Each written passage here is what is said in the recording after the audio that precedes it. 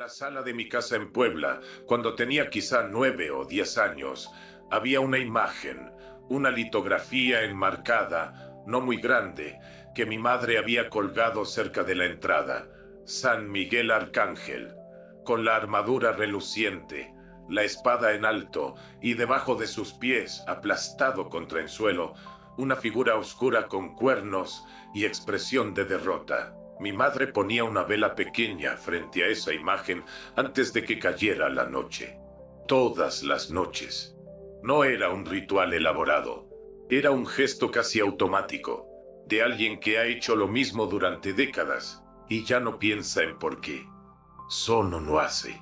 Y cuando apagaba la última luz de la cocina y cerraba la puerta del pasillo, me decía algo que se fue quedando en algún lugar del cuerpo, en la zona donde viven los miedos que no aprendemos con palabras, sino con atmósferas. El diablo anda de noche. Cuídate. Yo no cuestioné eso durante 35 años. No es que no tuviera herramientas para cuestionarlo. Enseñaba filosofía en la BUAP. Daba clases de hermenéutica bíblica, lógica, historia del pensamiento religioso. Había leído a Kant, a Hume, a Spinoza, a los padres de la Iglesia en ediciones críticas. Pero el miedo que se instala en la infancia no vive en el cerebro, vive en el cuerpo.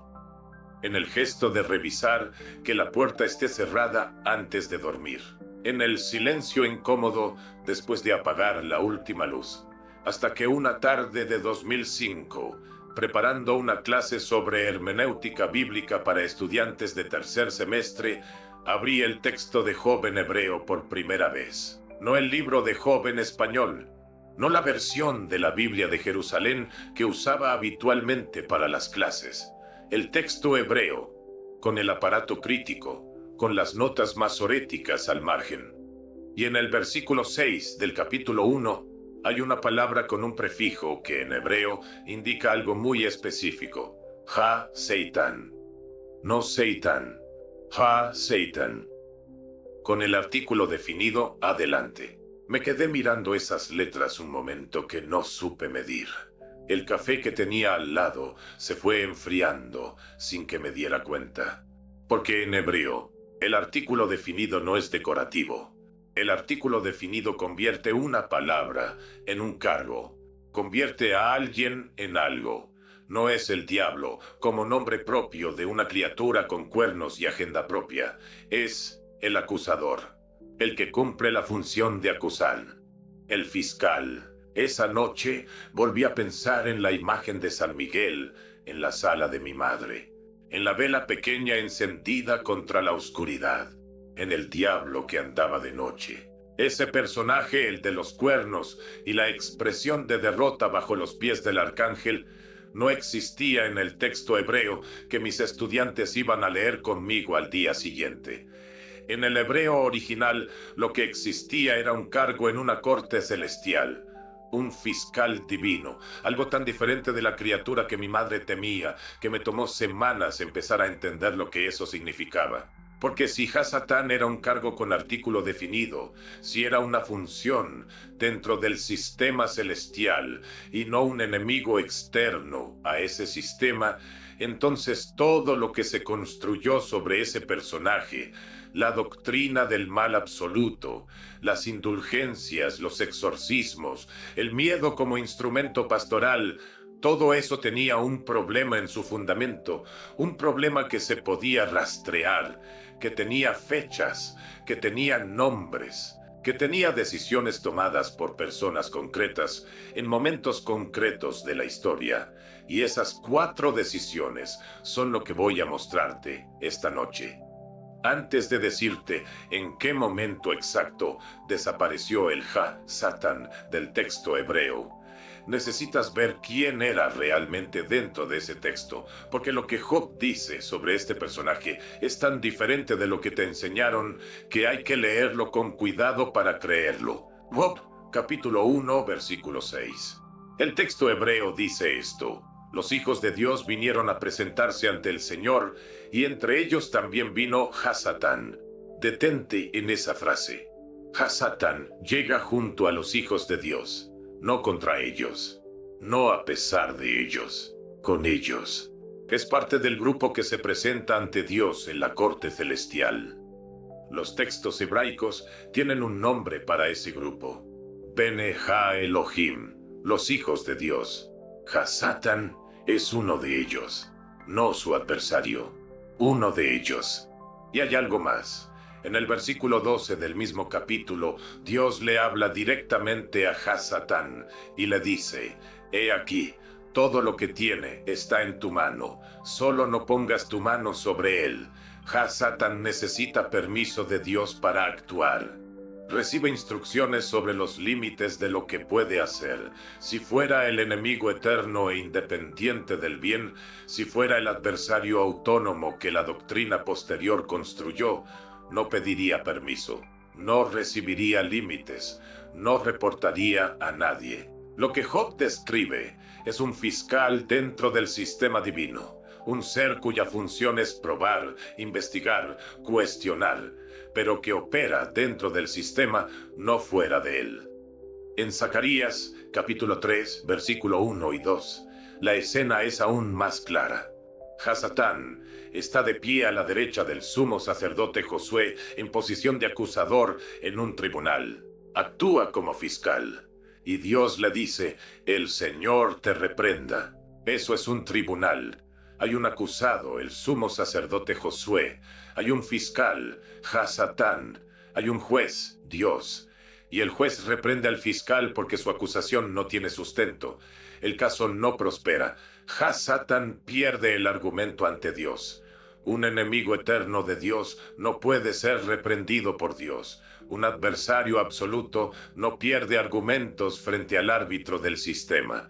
Lo que Zacarías muestra es un proceso de rendición de cuentas interno al sistema divino. Hay un versículo más que casi nadie menciona.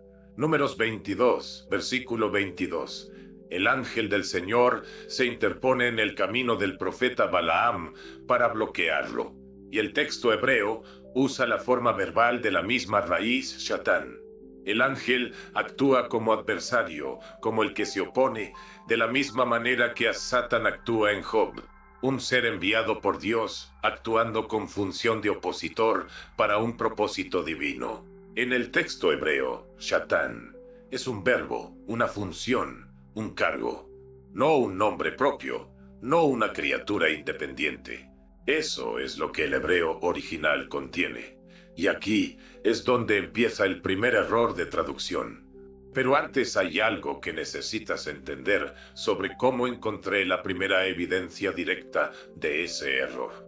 Porque el rastro de lo que ocurrió en la Septuaginta, la primera traducción del texto hebreo al griego, es más visible de lo que podría esperarse.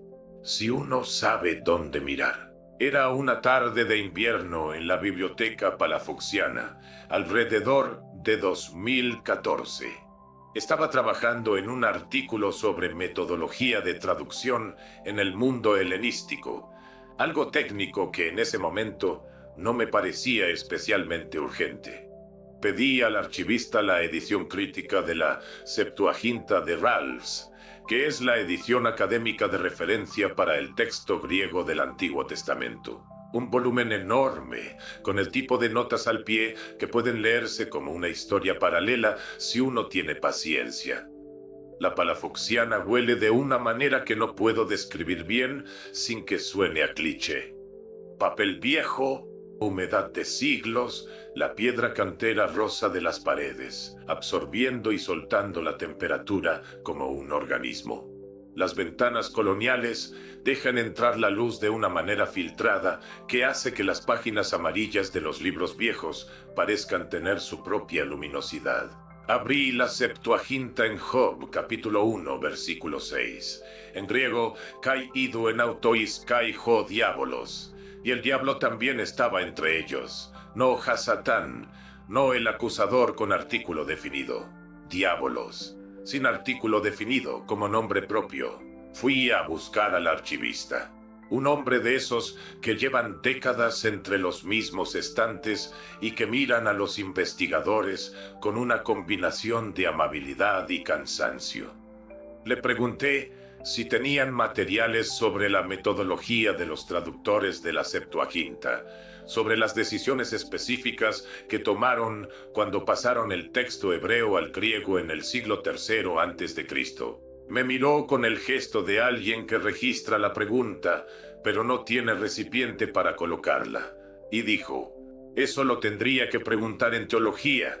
Aquí solo conservamos los ejemplares. Agradecí y seguí leyendo, pero esa respuesta burocrática me quedó resonando durante días, porque era exactamente el tipo de respuesta que describe el problema que estaba investigando. El rastro del error estaba ahí, en las páginas del libro que tenía en las manos, y la respuesta institucional era: no corresponde a este departamento. Aviso, lo que voy a decirte ahora sobre el origen del diablo no viene del hebreo, viene de Persia, y una vez que lo sepas, no puedes ignorarlo. Los judíos de Alejandría que tradujeron el texto hebreo al griego en el siglo III a.C., no tenían en griego una categoría equivalente para el artículo definido hebraico que indica cargo. En hebreo, ha-satan, con artículo, significa el que cumple la función de acusar. Cuando ese concepto viaja al griego, la única palabra disponible es diabolos, que significa el que difama, el calumniador, el que separa y divide. Y en ese salto entre idiomas, el artículo definido desapareció. A Satan, el cargo, se convirtió en diabolos, el nombre, no el que acusa, el diablo. Primer paso. Pero hay algo más en ese periodo que no viene del hebreo y que la narrativa oficial raramente menciona con claridad. Del año 587 al año 538 a.C., los judíos estuvieron en Babilonia bajo dominio persa. Casi 50 años de contacto directo con la cosmovisión zoroástrica. En el zoroastrismo persa existe un principio del mal llamado Angra Mainyu, también conocido como Ahriman. No es un fiscal en una corte celestial, es un adversario eterno e independiente de Ahura Mazda, el principio del bien. Un ser con voluntad propia, con capacidad autónoma de actuar, con agenda que no reporta a nadie. La figura del mal cósmico como entidad separada. Esa figura no existe en el hebreo preexílico. Búscala, no la encontrarás. Después del exilio en Babilonia, el ha-satán empieza a acumular características que no tenía. La influencia no fue inmediata ni directa, fue lenta. Pero la semilla persa estaba plantada en la imaginación judía del período helenístico, y cuando los traductores de Alejandría buscaron en el griego una equivalencia para ha-satán, el molde disponible ya tenía cierta forma persa incorporada. El artículo definido desapareció. Pero eso fue solo el primer paso. Hay un segundo momento, más grave, que ocurrió entre los siglos II a.C. y el primero después de Cristo. Y en ese periodo, el personaje adquirió una vida narrativa completamente propia que los fundadores del canon cristiano conocían mejor que sus propias escrituras canónicas. Entre el siglo II a.C. y el siglo I después de Cristo, hubo una explosión de textos judíos que el canon bíblico eventualmente no incluyó, pero que moldearon la imaginación religiosa de manera profunda e irreversible. El libro de Enoc, que los especialistas dividen en varias secciones y que se compuso entre los siglos III y I a.C., desarrolla una narrativa que no tiene precedente en el hebreo canónico. Ángeles llamados vigilantes descienden a la tierra, transgreden los límites de su naturaleza, se mezclan con la humanidad y generan catástrofes. Sus nombres: Asael, Semiasa. El texto los describe como rebeldes, como seres que eligieron la traición. Esto no está en Job, no está en Zacarías, no está en ningún texto del Pentateuco ni de los profetas canónicos. Pero el libro de Enoc circuló ampliamente en las comunidades judías del período del Segundo Templo. Pablo lo conocía. La carta de Judas, en el Nuevo Testamento, contiene una cita directa del libro de Enoc. Quien escribe Judas da por sentado que sus lectores conocen ese texto. No lo presenta como algo nuevo. Lo cita como referencia establecida. El libro de los Jubileos, probablemente del siglo II a.C., introduce un personaje que se llama Mastema. El término viene de la raíz hebrea Shatán, la misma raíz que Ha-Satan. Pero Mastema ya no es un fiscal en la corte divina. Es un príncipe del mal con autonomía narrativa, un ser que actúa sin necesitar permiso de nadie. El salto entre Job y Jubileos es considerable.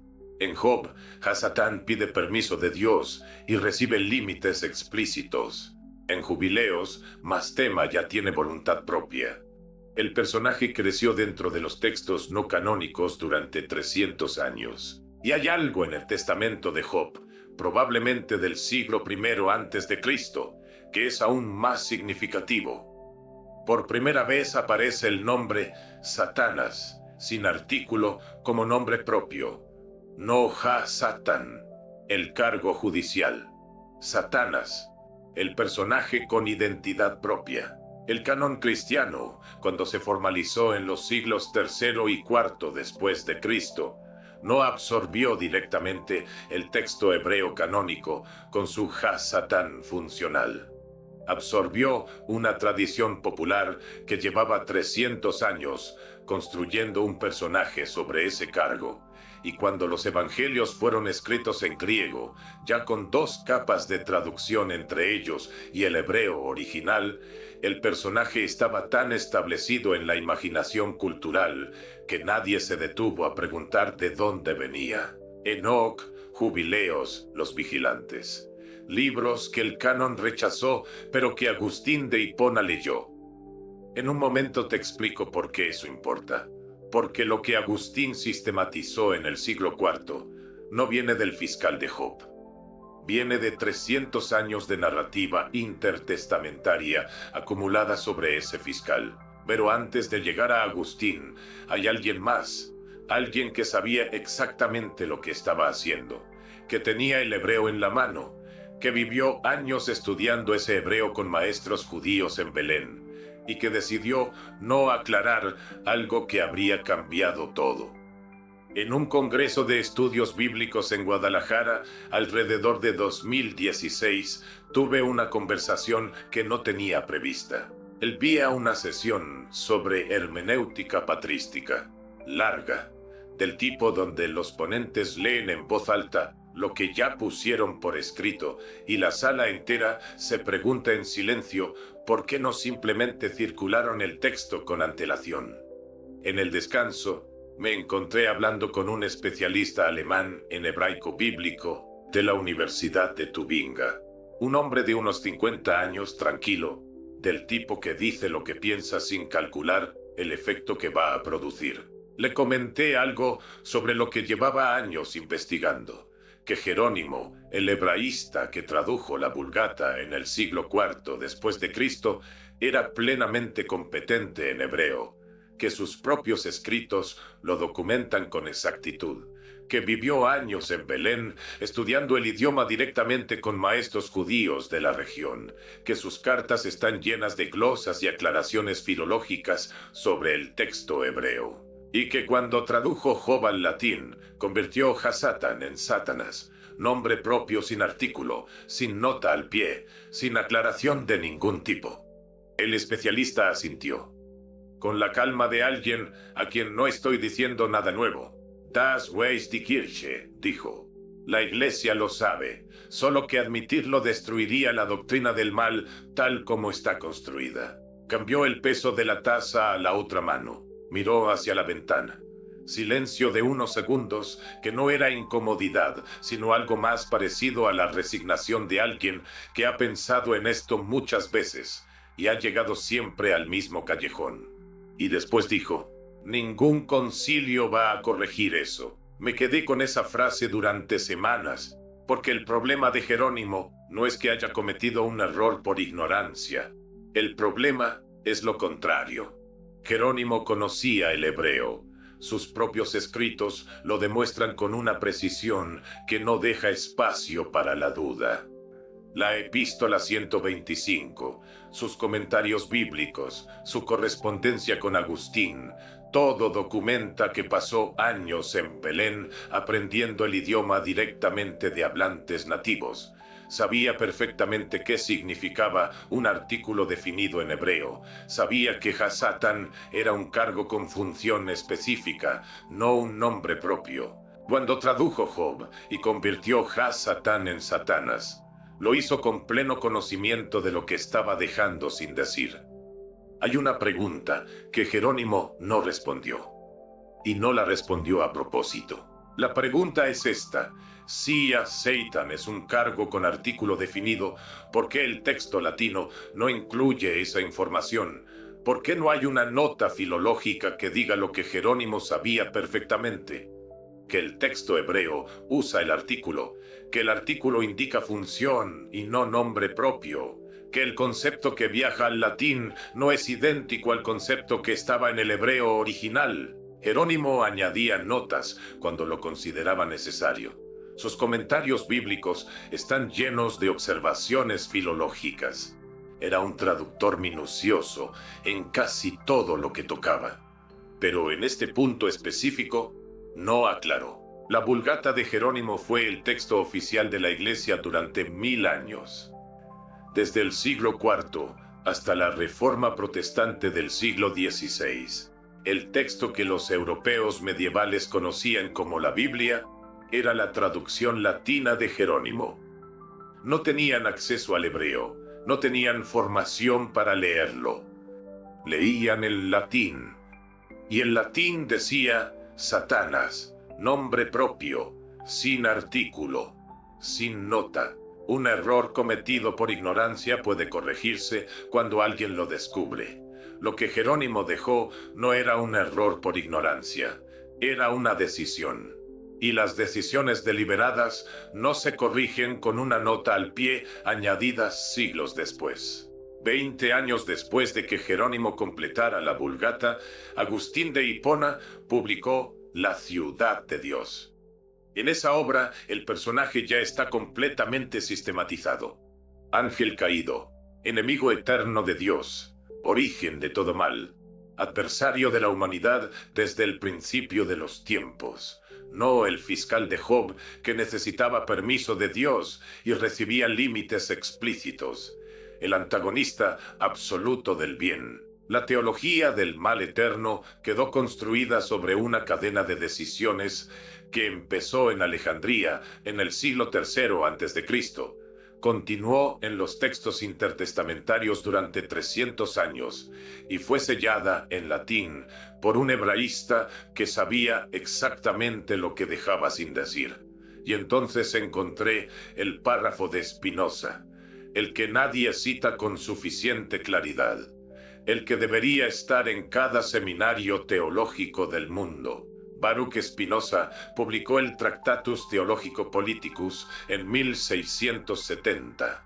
Lo publicó de forma anónima, sin su nombre, sin la ciudad de publicación, con una editorial falsa.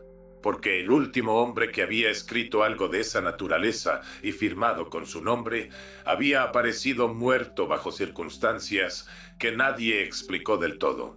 En el capítulo 12 del Tractatus, Spinoza escribe algo que los eruditos bíblicos del siglo XVII leyeron como un ataque a la religión y que yo, 3 siglos y medio después, leo como la descripción más precisa que existe del problema que he estado investigando. El idioma sagrado no existe, dice Spinoza. Lo que es sagrado, si algo lo es, son los conceptos que los textos intentan transmitir. Los traductores son filólogos, no profetas, y cuando un filólogo comete un error o cuando toma una decisión que no explica, ese error o esa decisión silenciosa se convierte en doctrina. No porque el concepto subyacente sea falso, sino porque el texto traducido adquiere autoridad independientemente de si preserva o traiciona el concepto original. Y va más lejos. Los hombres que tradujeron las escrituras no recibían revelación divina. Eran eruditos, trabajando con instrumentos humanos en idiomas de destino que tenían sus propias limitaciones, sus propias ausencias de categoría, sus propios contextos culturales que deformaban lo que traducían, los errores que cometieron o las decisiones que tomaron sin aclarar, se volvieron parte de la doctrina no porque Dios los sancionara, sino porque la institución los adoptó y los defendió. La pregunta que Spinoza formula en ese capítulo y que la Iglesia lleva 350 años sin responder de manera satisfactoria es esta. Si la infalibilidad bíblica depende de que la Biblia sea la palabra de Dios, ¿qué infalibilidad tiene una traducción al griego del siglo III a.C. de un cargo judicial hebraico? El texto hebreo dice Ha-Satan, el acusador. La Septuaginta dice Diabolos, el calumniador, nombre propio. La Vulgata dice Satanas, nombre propio sin artículo. Los tres son textos distintos. No pueden ser todos la palabra de Dios sin que Dios haya querido decir tres cosas diferentes en tres idiomas. Y si los tres no dicen lo mismo, ¿cuál de los tres es la palabra de Dios? El que la institución declaró auténtico en el siglo XVI, porque eso es exactamente lo que ocurrió. En el año 1546, en la sesión cuarta del Concilio de Trento, la Iglesia Católica emitió un decreto que nadie en los catecismos explica con suficiente detalle. El decreto declaraba que la versión antigua latina de las Escrituras, conocida como la Vulgata, debía tenerse por auténtica en todas las lecturas públicas, disputas, predicaciones y exposiciones de la Iglesia. No el hebreo original, no el griego de la Septuaginta, la traducción de Jerónimo, la que convirtió Ha-Satán en Satanas sin nota ni aclaración. El decreto existe. Está en las actas del Concilio de Trento, sesión cuarta, 8 de abril de 1546. Puede leerse. Lo que esto significa técnicamente es lo siguiente. En el año 1546, 124 años antes de que Spinoza señalara el problema, la Iglesia declaró que la traducción de Jerónimo era el texto normativo para el catolicismo. No el texto en el que Jerónimo se basó, la traducción misma. El error de traducción o la decisión silenciosa de Jerónimo, dependiendo de cómo se lo quiera llamar, fue sellado como doctrina oficial un siglo y medio antes de que alguien lo nombrara con claridad. Si esto es correcto, y los documentos dicen que lo es, entonces la doctrina del mal absoluto tiene un problema que la Iglesia conoce, que conocía desde que los padres de la Iglesia leían las cartas de Jerónimo y veían que era hebraísta y que nunca explicó la diferencia, que conocía desde que el Concilio de Trento declaró auténtico el texto que contenía esa decisión, que conoce desde que Spinoza la nombró en 1670 y nadie le respondió en los términos que la pregunta exigía. La respuesta del especialista de Tubinga en aquel pasillo de Guadalajara no era la resignación de un académico cansado.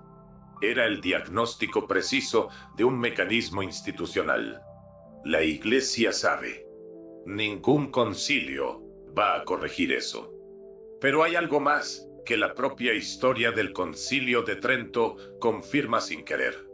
Algo sobre por qué la corrección no es posible dentro del sistema que creó el problema. El Ha-Satán del texto hebreo era un fiscal, un investigador divino, un ser que actuaba dentro de un sistema de rendición de cuentas, donde Dios era el árbitro final y donde el adversario reportaba al mismo Dios que juzgaba.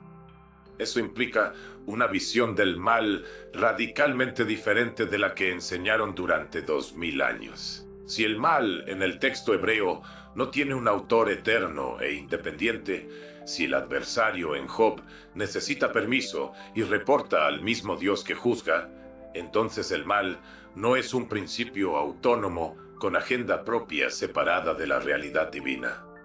Es algo que ocurre dentro de un sistema, algo que tiene límites, algo cuya existencia no desafía la estructura del universo, sino que, paradójicamente, revela que esa estructura incluye la posibilidad de ser probado, cuestionado, investigado ante el árbitro supremo.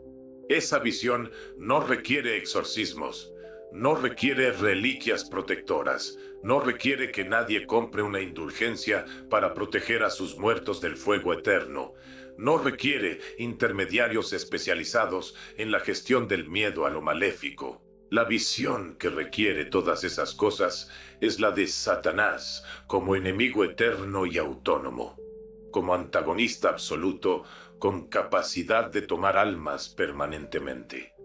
Esa es la visión que tiene valor comercial, valor de control institucional, valor como palanca de obediencia pastoral. No es coincidencia que la figura crezca precisamente en el período intertestamentario, cuando el judaísmo del Segundo Templo está bajo presiones políticas y culturales intensas, y que madure en el siglo IV, precisamente cuando la Iglesia se está constituyendo como institución imperial, con necesidades de administración de masas. Quitarle a Satanás su nombre propio y devolverle su artículo hebraico, convertirlo de vuelta en Ha-Satán, lo devuelve a su función original, un fiscal que trabaja dentro del sistema divino, no un rival que lo amenaza desde afuera.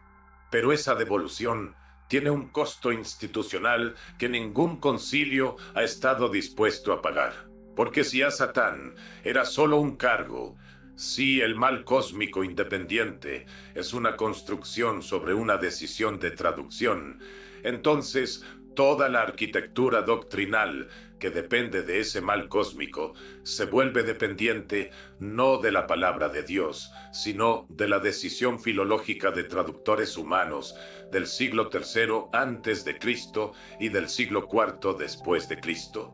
Spinoza lo articuló con una precisión que sigue sin respuesta. Las instituciones no condenan lo que pueden refutar con argumentos. Condenan lo que no pueden permitir que los fieles piensen.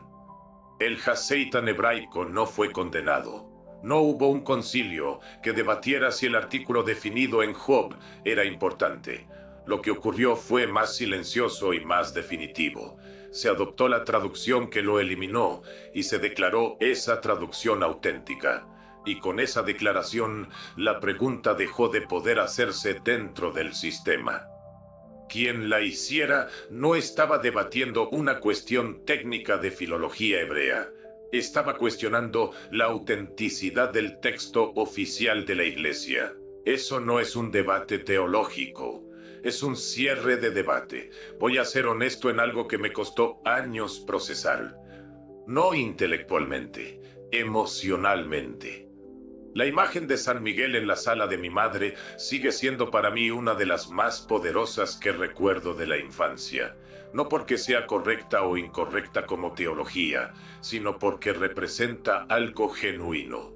El intento de una mujer de proteger a su familia de un mal que percibía como real y presente.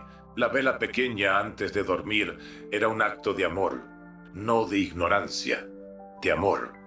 Lo que investigo no destruye eso, lo contextualiza.